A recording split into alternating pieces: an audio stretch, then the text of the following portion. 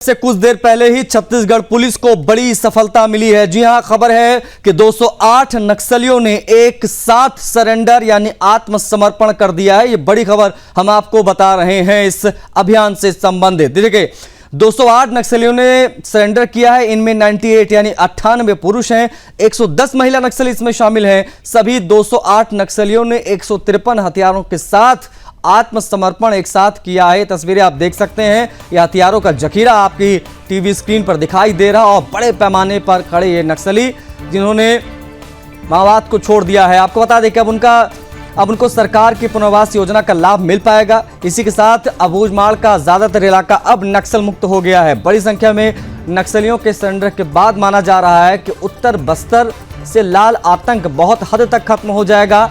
अब नक्सलवाद दक्षिण बस्तर में बाकी बचा है। इस दौरान सरेंडर करने वाले नक्सलियों का समाज के प्रमुखों ने गुलाब का फूल देकर स्वागत किया है। छत्तीसगढ़ में 208 माओवादियों ने हथियार डाल दिए। उनसे संबंधित ये बड़ी खबर।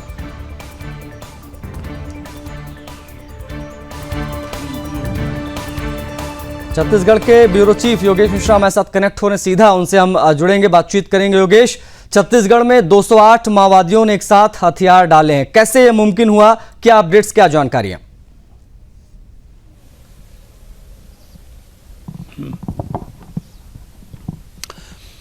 आशीष, मैं आपको बता दूं, आज पूरे देश में जो है छत्तीसगढ़ की चर्चा हो रही है, क्योंकि जिस तरह से जो सशस्त्र नक्सलवाद है उसको लेकर के लंबे समय से ये चर्चा थी कि 31 मार्च 2026 से पहले पूरी तरह से नक्सलवाद का खात्मा कर दिया जाएगा। तो इसी कड़ी में आज एक सुंदर तस्वीर जो है बस्तर से निकलकर सामने आई है, जहां पर 210 नक्सलियों ने भारी संख्या में जो है यहाँ पर आत्मसमर्पण किया है और तकरीबन 153 हथियार ये जो है बाकायदा उन्होंने त्याग दिए हैं। यानी कि एक तरह से मैसेज दिया गया है कि अब जो है नक्सलवाद की आड़ में जिस तरह की हिंसा बस्तर में होती थी वो नहीं करेंगे और इसीलिए मुख्य धारा में जो है लौटते नक्सली नजर आए हैं। इसके अलावा जब इस पूरे आत्मसमर्पण के बाद आशीष यहां पर प्रदेश के मुख्यमंत्री विष्णुदेव साय पहुंचे हुए थे, प्रदेश के गृह मंत्री विजय शर्मा पहुंचे थे, उसके अलावा डीजीपी अरुणदेव गौतम और फोर्सेस के तमाम अधिकारी, सुरक्षा बल के जवान यहां पर मौजूद थे बस्तर में। तो सीधे तौर पर यह कहा गया है, मुख्यमंत्री ने विश्वास जताया है कि आज का दिन न सिर्फ बस्तर के लिए, न सिर्फ छत्तीसगढ़ के लिए, बल्कि आशीष पूरे देश के लिए बहुत महत्वपूर्ण दिन है। क्योंकि पहले हम देखते रहे हैं कि छत्तीसगढ़ की छाती को किस तरह से नक्सली लगातार लहूलुहान करते थे। मां भारती के कई ऐसे बलिदानी जवान हैं जिन्होंने अपने प्राणों की आहुति जो है मातृभूमि की रक्षा के लिए दी है।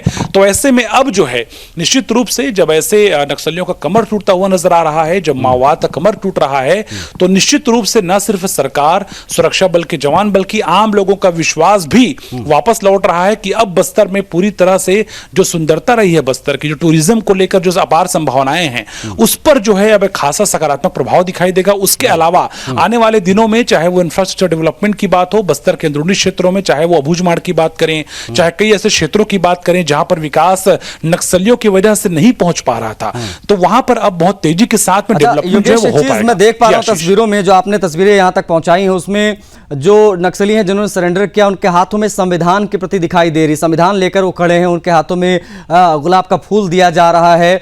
इसको किस प्रकार से देखा जाए, क्या संदेश देने की कोशिश है, ये बताइए। साथ साथ में भी बताइए, क्या ये अब तक का सबसे बड़ा सरेंडर, सबसे बड़ा आत्मसमर्पण है? क्योंकि संख्या 208 बताई जा रही है।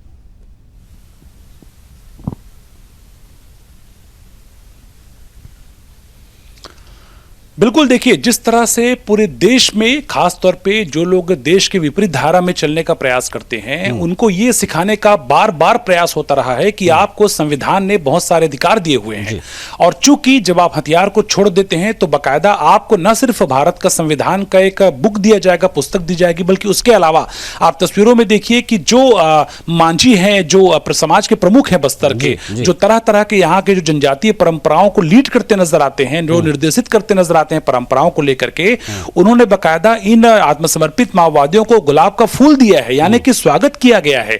और पहले ही प्रदेश के गृह मंत्री विजय शर्मा ने कह दिया था कि जो नक्सली हथियार छोड़ेगा और संविधान पर भरोसा करेगा तो उनको हम रेड कारपेट बिछाकर उनका स्वागत करेंगे। और आज वही हुआ है कि बकायदा रेड कारपेट बिछाया गया था। उसके अलावा जैसा आपने भी उल्लेख किया कि भारत का संविधान, चूंकि संवैधानिक अधिकार हमको प्रदत्त किया गया है, हमको शिक्षा का अधिकार, स्वास्थ्य का अधिकार, तमाम तरह के अधिकार भारत के संविधान प्रदत्त करते नजर आते हैं। तो सीधे तौर पे उनको भारत का संविधान प्रदान किया गया है कि आप समझिए कि यदि आप मुख्य धारा में चलते हैं तो आपको भारत देश में तरह तरह के अधिकार प्रदत्त जो है प्रदान किए गए हैं, और यदि आप मुख्य धारा में आते हैं तो आपका गुलाब के फूलों से स्वागत किया जाएगा। लेकिन यदि आप हथियार को नहीं त्यागते हैं तो सुरक्षा बल के जवान आपके मांद में घुसकर लगातार आपका खात्मा करते नजर आएंगे। तो इसीलिए एक बड़ा संदेश जो है साफ तौर पे दिया गया है, और हमने देखा कि आज प्रदेश के मुख्यमंत्री विष्णुदेव साय ने दोहराया कि जिस तरह से जिनको भी आज जिनकी भी वापसी हुई है मुख्य धारा में, तो उनको अब नीतियों का लाभ मिलेगा, और चूंकि वो अगर आम जन जीवन की तरह जीते नजर आएंगे तो निश्चित रूप से आने वाले दिनों में सरकार उनके विकास को लेकर के, उनके क्षेत्र के विकास को लेकर के प्राथमिक तौर पे पैमाना सेट करती हुई नजर आएगी। अच्छा योगेश, क्या ये अब यहां से मान लिया जाए कि अबूझमाड़ और ये उत्तर बस्तर का इलाका पूरी तरीके से नक्सल मुक्त हो गया है, या अभी भी कसर यहां पर बाकी है?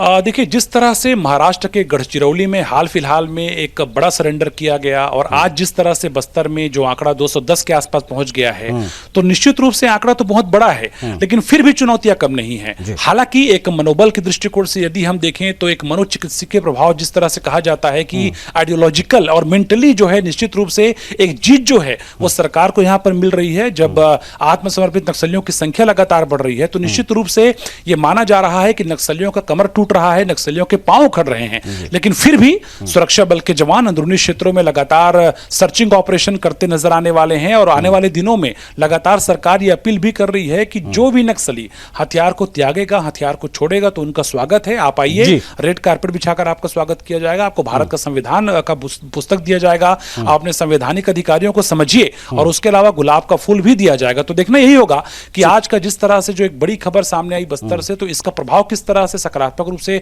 आने वाले दिनों में पड़ता है, और क्या यह आंकड़ा आने वाले दिनों में और बढ़ता है, क्या और बहुत सारे ऐसे नक्सली हैं जो सीधे तौर पे जंगल को छोड़ करके मुख्य सड़कों की ओर नजर आने शुरू हो जाएंगे, ये भी देखने वाली बात होगी। आशीष, आभार आपका योगेश, इन तमाम जानकारियों को साझा करने के लिए, दर्शकों तक तमाम जानकारियां पहुंचाने के लिए। तो बड़ी खबर छत्तीसगढ़ से आई, जहां पर 208 माओवादियों ने एक साथ हथियार डाल दिए हैं। इसकी पूरी जानकारी हमारे ब्यूरो चीफ योगेश आप तक पहुंचा रहे थे।